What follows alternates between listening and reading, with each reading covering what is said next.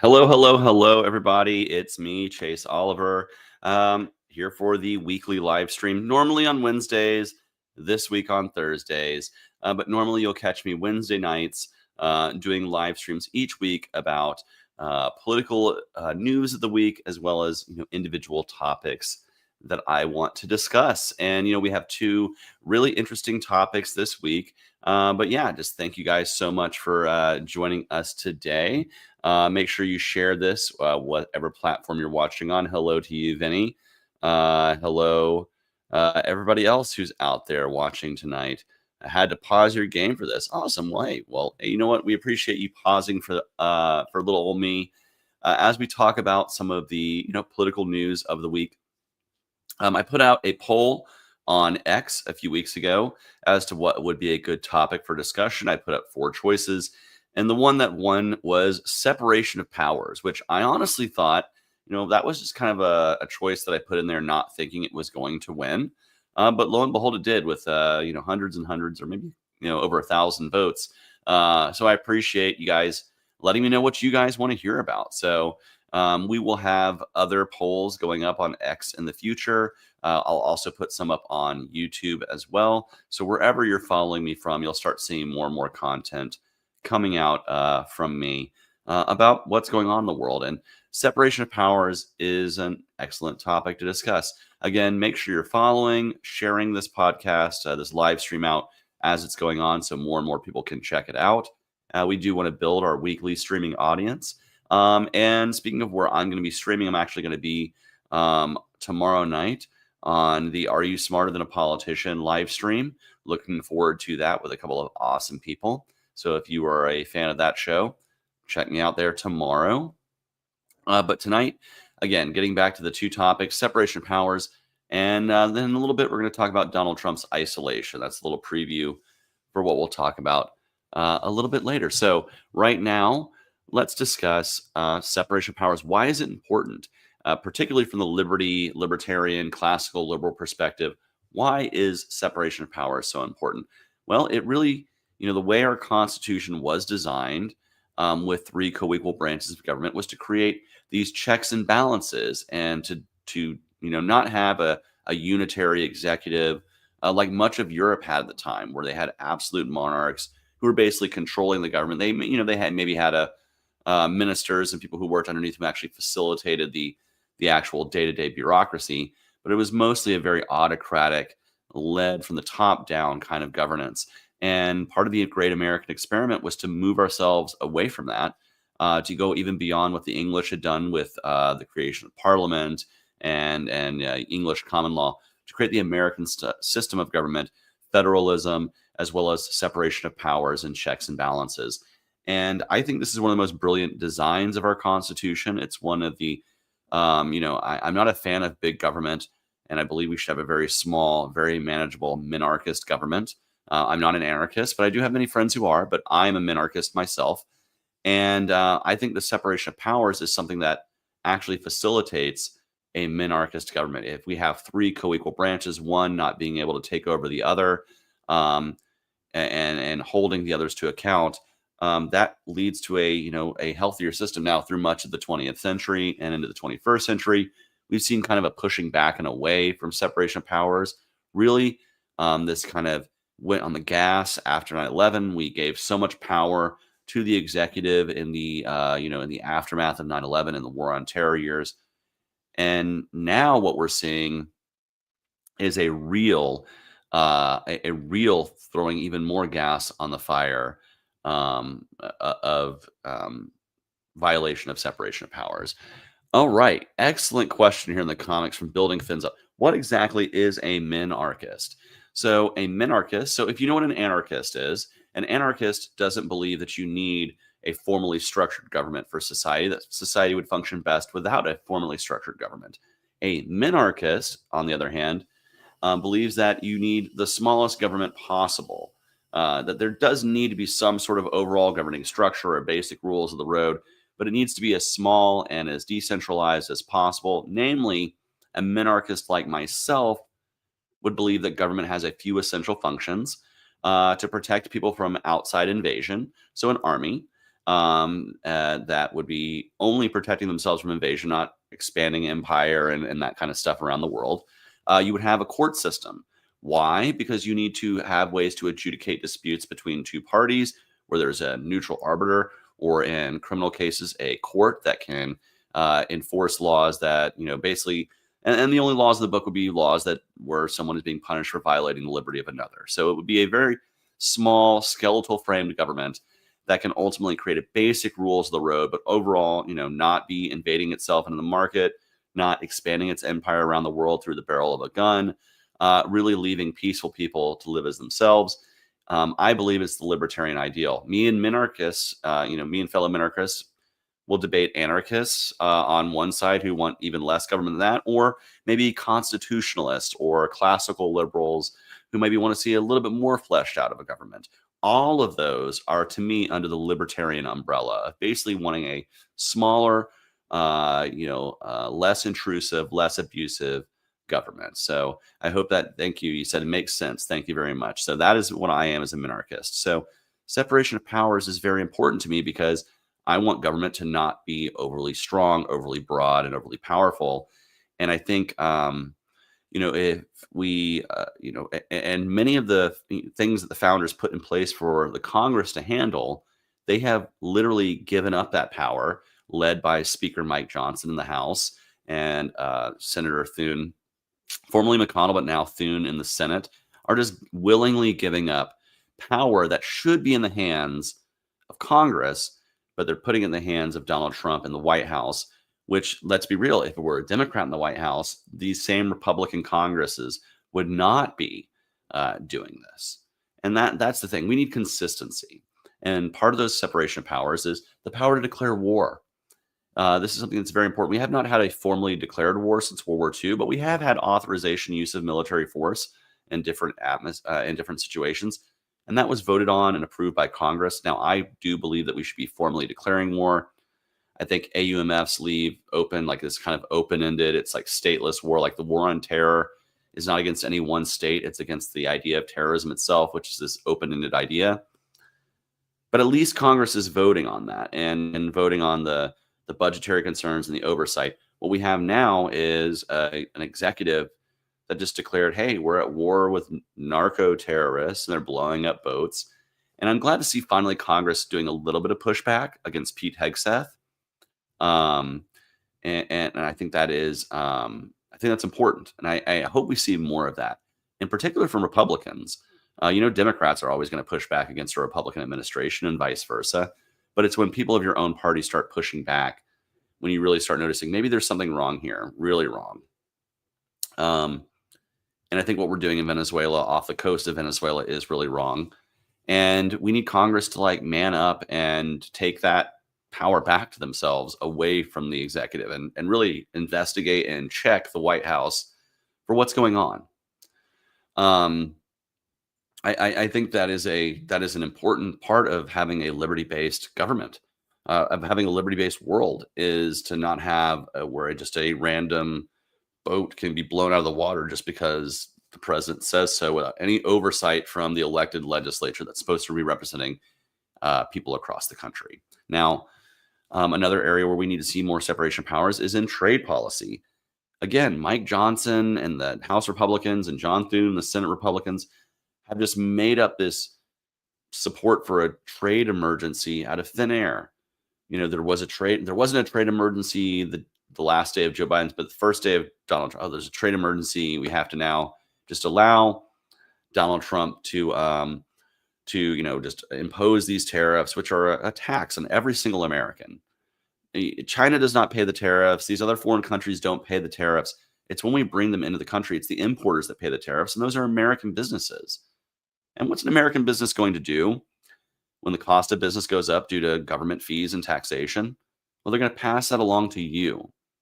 This is why it's important, by the way, for Democrats who think that they can just tax businesses and millionaires and billionaires. That doesn't work, because what they eventually do is they just pass the tax on down the line to the end user, which is you, the consumer. You tax a business a bunch of money. Well, watch as that product gets more expensive. Excuse me. I got a bit of a cough today. Sorry if I'm wheezing. You can hear that. It's been a long day. What do I think Chipster5 says, "What do I think of the Democrat Tea Party? Wasn't aware a Democrat Tea Party existed. I don't know what that is. So, what do I think of it? I don't know anything about it. Um, I hate how our rights are getting ignored and people don't care because they listen to BS media instead of opening their eyes." Well, that is one of the things we have to actually condition on people. I'll tell you one of my favorite classes I took in school, and this was even in public school. So I'm not, while I support school choice and everything, I actually went to public school. And I had a teacher who developed a curriculum, and it was for a class called Contemporary Issues. And every day that I walked into my classroom, there was a copy of the Atlanta Journal-Constitution, our local paper, and the Wall Street Journal. And what we had to do is learn how to dissect news and understand news, identify biases, and properly dissect media to understand what's going on in our world and be able to explain it intelligently with one another. Probably the best class I ever took in school. And I wish more students had the opportunity to do that. But you know what? As parents out there, that's what we need to be teaching our kids a lot, especially online, is how to find verified information and not just bullshit that somebody throws out there because they have a website and they can just type bullshit into the air. And that is, that's something that we have to be better at, as individuals ourselves. And then, of course, if we're raising kids, we need to teach our kids media literacy. But that was like the best class I ever had. Shout out to Coach Lenny Howard. I don't know if he's still around these days. He was, this was back when I was in high school over 20 years ago, right? So, but shout out to Lenny Howard if you're out there. Thank you for making an awesome class that taught me how to read and dissect news and properly understand when you can identify bias. So back to separation of powers, though. We're in this trade emergency, and what is it doing? It's not really it's not really a trade emergency. All it's doing is giving Trump the power just to arbitrarily throw tariff levers wherever he wants to. And what that really creates is uncertainty in the marketplace. So even if you remove the tariffs, like, oh, I'm going to put the tariffs on, but I'm going to take the tariffs off, and I'm going to put the tariffs on, what does that do? That creates uncertainty in the marketplace. So businesses are just going to build in the cost of tariffs, even if they're not there, because it could magically appear at any one moment when Trump has a late night spree on Truth Social and decides, he got pissed off at Brazil, and so now he's taxing Brazil, or he got upset at China, so he's taxing China more with tariffs. Or that's what he says, but he's not actually taxing those foreign countries with tariffs. He's just making anything that we import, which is a lot of components that build things in American businesses, making those more expensive. And I'm hoping the American people wake up to this and do demand that Congress act in its constitutional role to stop this. They could stop it tomorrow. It doesn't take that many Republicans to join the Democrats and stop this. It just requires them to grow a spine. And we're actually seeing members of the Republican Party really separating themselves from MAGA and starting to see this kind of internal civil war with both Donald Trump and the Republican leadership in the House. We're seeing it from Marjorie Taylor Greene announcing her resignation very publicly, saying it's because the president attacked her, even though she supported him. And this leads me right into my next topic, which is the isolation of Donald Trump. I think anybody can see that there's been a really huge difference between Trump's first term, his 4 years out of power, and then what he's doing right now. And I think much of what we're seeing that's angering people like Marjorie Taylor Greene, especially in her resignation letter, she explained a lot of why she was resigning, why she felt like she was being betrayed by the president, why she felt like she was staying true to his message and he was straying from it, is because of what Donald Trump's been doing. In this first term, Donald Trump, almost immediately after being elected and being sworn into office, was going out and having rallies and running for reelection and running to help, candidates in the midterms, which, typically you lose seats in the midterms. He did in 2018 as well, but he was at least out there campaigning, going to rallies, seeing the public and hearing the public. One of the things he used to do all the time when he would do rallies is be like, do you like option A or option B? He would literally test poll things to like his most his most devoted fan base, the people who are coming out to his rallies. And in this term, he's not really done that. Most of that is because he's getting older. He doesn't have the energy, Donald Trump. He doesn't have the energy to do that. And this comes from being now the oldest. He's about to be the oldest president we've ever had, even older than Joe Biden by the time he finishes this term. Um, and that he is losing energy. We've seen him falling asleep in cabinet meetings. We've seen him dozing off and stuff. And he's just not gotten out to see the public as much. What he's been doing a lot more of, if you notice, is look at his travel schedule. He doesn't really leave the White House except to go to Mar-a-Lago, where he's hanging out with rich donors, right? Or to go on international trips where he's seeing foreign heads of state and letting them kiss his ass and fawn all over him, but also surrounding himself with like these really, really, wealthy corporate interests. And it's why you see things like, his prolonging, he is kind of backed off on a lot of his foreign policy promises.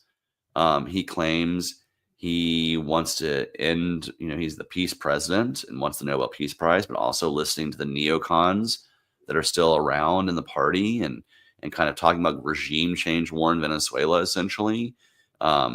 He is, he is basically falling to to doing whatever Netanyahu wants to do in the war in Gaza. He has kind of fiddle-faddled back and forth with the war in Ukraine. I mean, it is just a very mishmash foreign policy that seems to be being led by whoever talked to him last. And he's really isolating himself. Again, he's not going out and meeting the people and not going out and doing the big rallies and not going out and doing the traveling across the U.S. He's doing a lot more traveling outside of the U.S.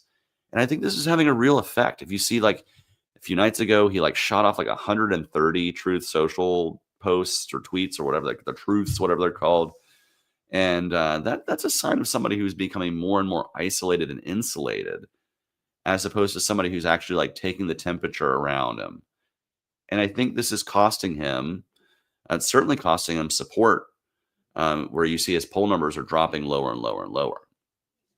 And so to me, I think right now, if you look at the special election that was this past Tuesday in Tennessee, we saw a district that was up 22 or 23 points in 2024 for Donald Trump just a year ago. And in this special election, only won by 9 points? So 12 or 13 point swing in the direction of the Democrats. If you just have a 5-point swing in every district towards the Democrats, that's a blowout election for them. And I think much of what is causing this is that you have a party that is just personally identified by Trump now. He is leading the way of the party. There is no soul of the Republican Party now. It's been hollowed out to basically just be Trump's organization. And it's whoever can like kiss his ass the most. Like you just saw Marco Rubio put like the Trump Peace Institute of Peace, whatever. When that's just weird and creepy cultish devotion. And so that's what the soul of the Republican Party is now, is MAGA. And as Trump isolates himself and kind of gets older and not really out there, that's changing what that means, because it's changing with the person. There's no principle there. So it's kind of changing with the person. And they're having to like follow suit. And there's a few people who aren't, who are really speaking out against things like Thomas Massey and some other, and Marjorie Taylor Greene, others on the Epstein list, or Rand Paul on what's going on in Venezuela. We're seeing this right now. But by and large, the party just kind of follows whatever Trump is wanting them to follow. It's very dangerous for them in the midterms. And I think they need to learn this lesson quickly. Otherwise, you're going to see a massive wave for Democrats. Now, I will say this, divided government. As a libertarian, if you're not going to have a libertarian government, at least having a divided government means less things get done. A lot of the times, I mean, the government still grows, the taxes still go. We really need libertarian governance across the country. I encourage you to join the Libertarian Party and to start organizing. because I do think there's a real change, a fundamental change in the political landscape coming in the next decade or so. I don't know if it's going to be in 2 years, 5 years, or 10 years, but I think a shift is coming, and I think the Libertarian Party can be a huge part of that if more people organize underneath that banner. So again, whether you're an anarchist, a minarchist, a constitutionalist, a classical liberal, all of that falls under that libertarian umbrella. And I think we can organize together to make the world better, freer, and make our country have a smaller, less abusive, less intrusive government. And separation of powers is a huge part of that. And also actually being out amongst the people and not being so isolated that you get bought by giant lobbied interests, which is, I think, what we're seeing out of the Trump White House. And I would encourage Republicans to learn this lesson quickly, because November 2026 is coming up very quickly. And if they get blown out, Trump becomes a lame duck immediately. He'll have no power. And maybe that's what we need, is divided government, right? Because much of what Trump has done has been very anti-liberty, and maybe he deserves to lose. Honestly, for putting ICE on our streets, for blowing up the debt and deficit. I mean, we had a $900 billion increase. I mean, the debt is just increasing at a rate that's unsustainable. And this funding of ICE. ICE is now like so well. It's crazy how much money we've poured into this one organization that is just devoted to traveling across the country and abusing people, which we see over and over again. So maybe he deserves to lose. Maybe the Republicans won't learn the lesson. And if they don't, it's their fault. If they keep these tariffs up and keep the cost of living increasing the way they have, that's going to be their head on election day. And that leads me to my last thing, which is I'm going to continue to talk about affordability. Trump says it's a Democrat hoax. I think that is a stupid way to think about it, because he called himself the affordability president when he was running for president. I think libertarians have a great lane here to talk about how to make life more affordable for people without using big government programs. And I'm going to continue to push that message forward. And I encourage each and every one of you to push that message forward with me by joining the Libertarian Party.